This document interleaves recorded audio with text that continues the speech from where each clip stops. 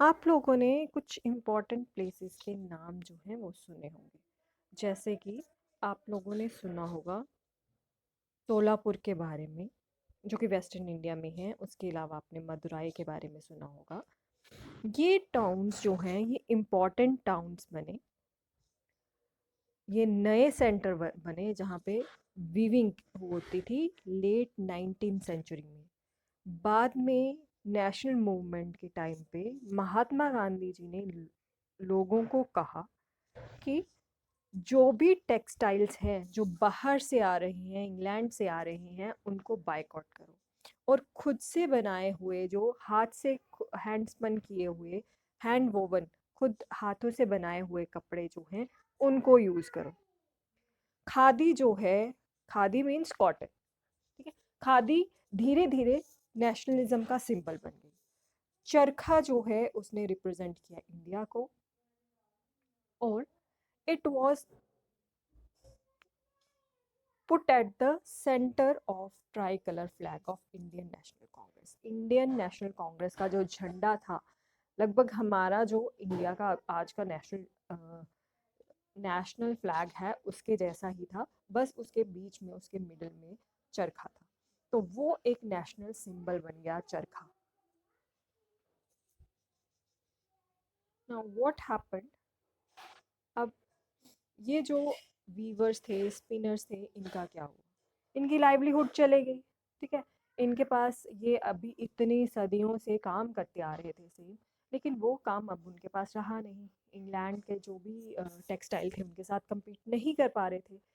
बहुत से ये जो वीवर थे, स्पिनर थे, इन्होंने ये काम छोड़ दिया और ये एग्रीकल्चरल लेबरर्स जो हैं वो बन गए। They became agricultural labourers. कुछ जो है वो सिटीज़ की तरफ चले गए ताकि उनको काम मिल सके, और जबकि बाकी के जो हैं वो बाहर गए, ठीक है। कंट्री से बाहर चले गए, अफ्रीका में चले गए, साउथ अमेरिका में चले गए। यहाँ पे ये लोग जो हैं वहाँ चले गए ताकि उनको काम मिल सके। कुछ हैंडलूम वीवर्स, हैंडलूम जो हाथों से वीविंग करते हैं, वो हैंडलूम वीवर्स जो हैं उन्होंने नई कॉटन मिल्स बनाई जो कि बॉम्बे में इस्टेब्लिश हुई, जिसको अभी हम मुंबई के नाम से जानते हैं। इसके अलावा अहमदाबाद, सोलापुर, नागपुर और कानपुर में भी ये मिल्स जो हैं वो इस्टेब्लिश हुई।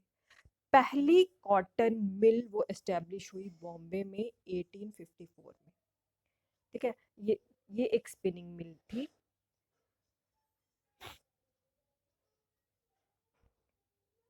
From early 19th century, Bombay had grown as important port of export of raw cotton from India to England. जो कॉटन है, कच्चा कॉटन जो आपने देखा होगा, सिंपल कॉटन है, वो अब एक्सपोर्ट किया जाता था इंडिया से इंग्लैंड और चाइना में। It was close to vast black soil terraced of western India where cotton was grown. यहाँ पे जो ब्लैक सॉइल इंडिया में जहाँ पे भी पाई जाती है, वहाँ काफ़ी कॉटन जो है वो उगाया जाता था। और जब कॉटन मिल्स जो हैं वो बनी, तो अब वहाँ पे रॉ मटेरियल प्रोवाइड करना ज़्यादा आसान हो गया। ये पिक्चर एक कॉटन मिल की पिक्चर है। यहाँ पे आप देख सकते हो ज़्यादातर जो फीमेल्स हैं वो काम कर रही हैं। फीमेल का काम होता था इन मिल्स में जर्नली धागा बनाना, ठीक है, और वीविंग जो है वो जर्नली मेन किया करते थे। 1900 में 84 मिल्स जो हैं वो काम करना शुरू हो गई बॉम्बे में। ज़्यादातर जो है ये मिल्स ये इस्टेब्लिश की थी पारसीज ने और गुजराती। वो बिजनेसमैन जिन्होंने इसके ज़रिए, ट्रेड के ज़रिए मनी कमाई, उन्होंने काफ़ी सारा प्रोडक्ट जो है वो चाइना में एक्सपोर्ट किया था। मिल्स जो हैं वो बाकी सिटीज़ में भी इस्टेब्लिश हुई बॉम्बे के अलावा। पहली मिल जो अहमदाबाद में शुरू हुई वो थी 1861 में। एक साल बाद कानपुर में जो कि यूनाइटेड प्रोविंसेस थे वहाँ पे भी मिल्स जो है इस्टेब्लिश हुई। धीरे धीरे कॉटन मिल्स जो हैं यहाँ पे डिमांड, लेबर की डिमांड बढ़ने लगी और बहुत से जो पीजेंट्स थे, पुराने आर्टिजन्स थे, उनको काम मिलना शुरू हुआ, एग्रीकल्चरल लेबरर्स को भी काम मिलना शुरू हुआ। और बहुत से ये जो पीजेंट्स आर्टिसंस थे, एग्रीकल्चर लेबरर्स थे, इन्होंने सिटीज़ की तरफ अब आना, मिल्स में काम करना शुरू कर दिया। पहली कुछ डिकेड्स में, पहले कुछ 10-20 सालों में क्या हुआ, जो टेक्सटाइल फैक्ट्रीज थी उनमें उनको चलाने में काफ़ी प्रॉब्लम आई। ठीक है, क्योंकि इनका कंपटीशन था जो सस्ता प्रोडक्ट इंपोर्ट किया जाता था इंग्लैंड से, ब्रिटेन से। और ज़्यादातर ये जो टेक्सटाइल इंडस्ट्रीज थी वहाँ की, उनको उनकी गवर्नमेंट ही सपोर्ट कर रही थी, जबकि इंडिया में ऐसी सिचुएशन नहीं थी। इंडिया में जो गवर्नमेंट थी वो अलग थी, वो लोगों के लिए, इंडियन लोगों के लिए काम नहीं कर रही थी। ज़्यादातर इस वजह से जो कंपटीशन है वो इंडस्ट्रीज को काफ़ी फेस करना पड़ा। कॉलोनियल गवर्नमेंट जो इंडिया में थी, उन्होंने किसी भी तरह की प्रोटेक्शन इन छोटे इंडस्ट्रीज जो इंडिया में एस्टैब्लिश हुई उनको देने से मना किया। उन्होंने किसी तरह का कोई सपोर्ट जो है वो नहीं दिया। फर्स्ट मेजर डेवलपमेंट जो कॉटन की हुई वो फर्स्ट वर्ल्ड वॉर के टाइम पे हुई, जब ब्रिटेन से इंपोर्ट नहीं होने लगा। क्योंकि फर्स्ट वर्ल्ड वॉर हुआ तो ब्रिटेन की जो आर्मी है वो वॉर में इन्वॉल्व हुई, और साथ में उस टाइम पे समंदर से जो मेन, जब वहाँ से ट्रेड की जाती थी, वहाँ से इंपोर्ट आना बंद हुआ, तो इंडियन जो फैक्ट्रीज थी उनको फ़ायदा होना शुरू हुआ। ठीक है, तो अब इंडियन फैक्ट्रीज के पास टाइम था कि उनका प्रोडक्ट जो है वो इंडिया में बिक पाए। उनका कंपटीशन जो इंपोर्ट हो रहा था ब्रिटेन से वो कम हुआ, वो काफ़ी हद तक ख़त्म हुआ। हम बात करते हैं कि अब आयरन किस तरीके से इंडिया में उस टाइम पे बनता था, और कितना अच्छा आयरन, और कि क्या सिचुएशन थी आयरन इंडस्ट्री की उस टाइम पे। यहाँ पे ये हम समझते हैं with sword of Tipu Sultan. ये टीपू सुल्तान की स्वॉर्ड है, ये आपको सामने दिख रही है, this is Tipu Sultan sword. Okay, तो अब यहाँ से हमें पता चलेगा आयरन और स्टील इंडस्ट्री, मेटलगिरी जो इंडिया में, वो कितनी ज़्यादा अच्छी थी। ठीक है, टीपू सुल्तान जो कि मैसूर के राजा थे, 1799 में वो मैसूर के राजा थे, और इनकी जो स्वॉर्ड है आज इंग्लैंड के म्यूजियम में रखी गई है। ठीक है, ये जो स्वॉर्ड है ये अच्छी क्वालिटी के स्टील से बनी है, कार्बन स्टील से बनी है, जिसको वुड्स बोला जाता है। ठीक है, it was called as wootz. ये साउथ इंडिया में वुड स्टील प्रोड्यूस किया जाता था, और इस स्टील से अच्छी तलवारें, काफ़ी अच्छी तलवारें जिसकी शार्प एज बनाई जा सके, वो जो है इस तरह की स्टील बनती थी। ये जो पैटर्न है इसमें थोड़ा सा कार्बन क्रिस्टल जो है वो आयरन पे लगाया जाता था।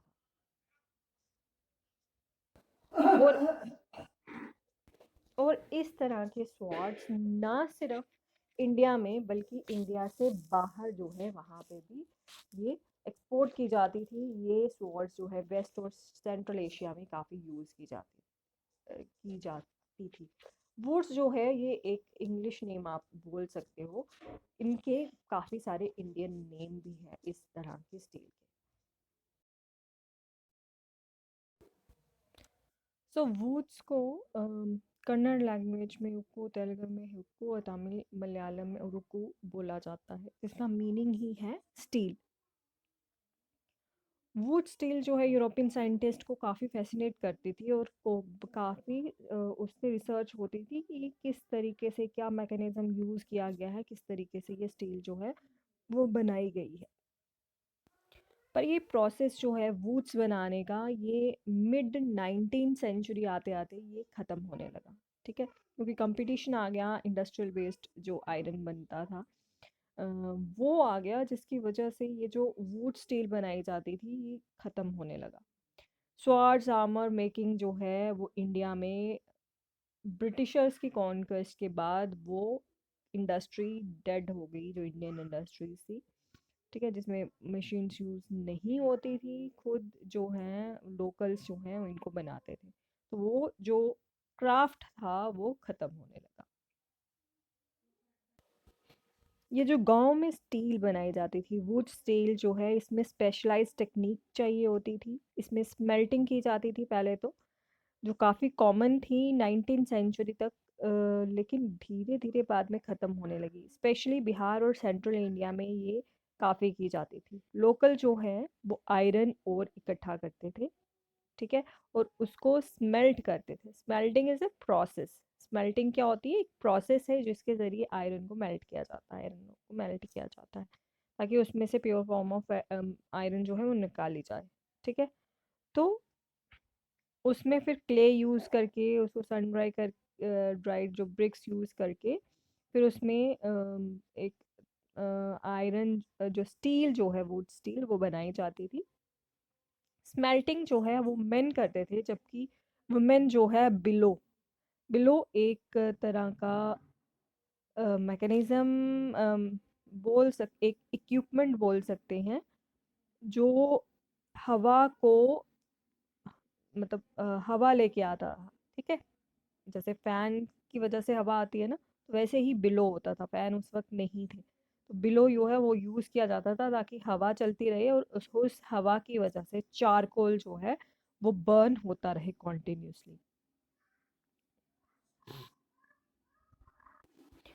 पर धीरे धीरे ये जो स्मेल्टिंग का प्रोसेस था, ये जो भी प्रोसेस किया जाता था, ये ख़त्म होने लगा। मेन रीज़न क्या था? एक तो इसमें फॉरेस्ट लॉ जो ब्रिटिशर ने बनाए, वो एक मेन रीज़न था, क्योंकि आयरन स्मेल्टर्स जो हैं अब चारकोल के लिए जो उनको वुड चाहिए होती थी फॉरेस्ट में, वो लाने नहीं जा सकते थे।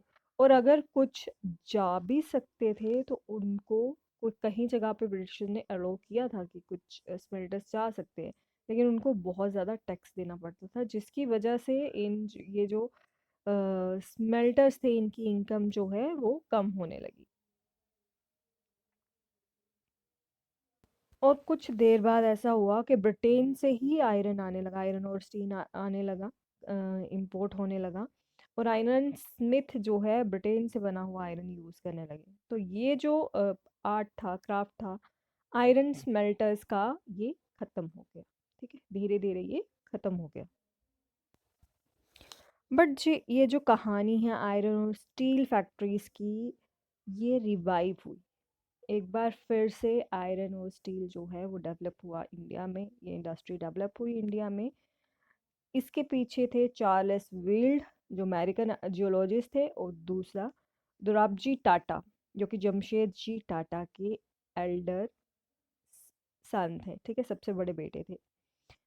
तो वो छत्तीसगढ़ आयरन ओर को ढूंढने कि उनको आयरन ओर मिले, वो वहाँ गए और काफ़ी उनका ये प्रोजेक्ट था जिससे उन्होंने आयरन ओर ढूंढने की कोशिश की, ताकि उनकी इंडस्ट्री के लिए आयरन और स्टील इंडस्ट्री जो है वो अच्छे से इस्टेब्लिश हो सके।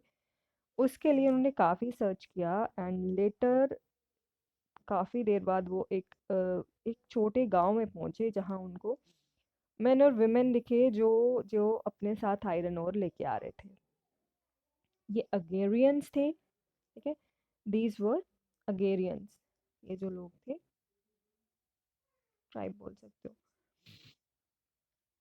जब उनसे पूछा गया कि ये आयरन ओर उनको कहाँ से मिला, तो उन्होंने ये जो है इशारा किया राजगिरा हिल्स के ऊपर, ठीक है? वहाँ उन्होंने हिल्स के ऊपर इशारा किया। जब दोराबजी और विल्ड वहाँ पहुँचे तो उनको बहुत अच्छी क्वालिटी का आयरन ओर जो है दुनिया का मिला। पर प्रॉब्लम ये थी, ये जो रीजन था राजगिरा हिल्स में, ये बहुत ड्राई था और ये यहाँ पानी की कमी थी, जबकि इंडस्ट्री के लिए आयरन और स्टील इंडस्ट्री के लिए पानी की ज़रूरत थी।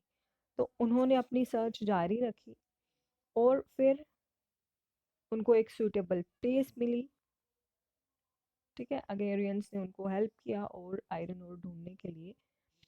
उसके बाद फॉरेस्ट को क्लियर किया गया पानी की सोर्स के पास, ठीक है? सुबर्न रेखा जो है रिवर, उसके पास जो है उसको क्लियर किया गया और वहाँ पे फैक्ट्री एस्टेब्लिश की गई। और यह इस तरीके से जो जमशेदपुर है वो एक इंडस्ट्रियल टाउन बना जहाँ पे आयरन और स्टील जो है वो बनाई जाती थी। यहाँ पे Tata Tata iron and steel industry company जो है एस्टैब्लिश हुई, टेस्को एस्टैब्लिश हुई, और 1912 से यहाँ से प्रोडक्शन जो है वो शुरू हुआ। ये जो स्टील आयरन इंडस्ट्री थी, शुरू में तो ब्रिटिशर्स जो यहाँ पे जो भी सेटअप करना चाहते थे, रेलवे बनाना चाहते थे अब अपने एडवांटेज के लिए, शुरू में उनको ही लगा नहीं कि इंडिया में अच्छी क्वालिटी का उनको स्टील मिल पाएगा, उनकी इंडियन फैक्ट्रीज में ऐसा प्रोड्यूस हो पाएगा। लेकिन जैसे ही वर्ल्ड वॉर हुआ, जो ब्रिटेन की इंडस्ट्रीज थी, अब उनको वॉर के लिए जो यूज़ करना पड़ा आयरन और स्टील, और इंडिया में उसके अलावा ट्रेडिंग जो है वो मुश्किल हो गई। ठीक है, तो इंडिया में वो भेज नहीं, इम्पोर्ट कर नहीं पा रहे थे। फॉर दैट रीज़न जो इंडियन इंडस्ट्री है आयरन और स्टील इंडस्ट्री, टेस्को जो इस्टेब्लिश हुई, उसको काफ़ी फ़ायदा हुआ। और 1919 तक कॉलोनियल गवर्नमेंट जो ब्रिटिश गवर्नमेंट थी, उन्होंने 90% स्टील जो है वो टिस्को इंडस्ट्री से लिया, और धीरे धीरे ये इंडस्ट्री बिगेस्ट स्टील इंडस्ट्री बन गया विद इन ब्रिटिश एम्पायर के अंदर ही। ठीक है, ब्रिटिश एम्पायर अभी था, उसी टाइम पे ये इंडस्ट्री जो है बिगेस्ट इंडस्ट्री बन गई। तो इस तरीके से ये जो इंडस्ट्रीज थी ये काफ़ी डेवलप हुई। इसके अलावा जो आयरन और स्टील इंडस्ट्री के अलावा कॉटन इंडस्ट्री, टेक्सटाइल इंडस्ट्री भी ग्रो की world war first world war के टाइम, क्योंकि ब्रिटिशर्स जो हैं अपना प्रोडक्ट इंडिया में ला नहीं पा रहे थे, और यहाँ पे इसका फ़ायदा इंडियन इंडस्ट्रीज़ को काफ़ी हुआ। नेशनलिस्ट मूवमेंट के टाइम पे ये जो इंडस्ट्रियलिस्ट थे ये काफ़ी ज़्यादा स्ट्रॉन्ग हो गए। ठीक है, क्योंकि दे वर क्वाइट रिच, काफ़ी स्ट्रॉन्ग हो गई, और उन्होंने अब डिमांड किया कि उनको भी प्रोटेक्शन दी जाए, उनकी गवर्नमेंट उनको प्रोटेक्शन दे ताकि वो अपनी इंडस्ट्रीज जो है वो अच्छे से चला सकें। और उस टाइम पर ब्रिटिश गवर्नमेंट ऑलरेडी स्ट्रगल कर रही थी इंडिया पे अपना कंट्रोल रखने के लिए, तो ब्रिटिशर्स को काफ़ी सारी उनकी डिमांड्स जो हैं वो माननी पड़ी। ठीक है, so this is industry story of, we can say it's a success story of Indian industries.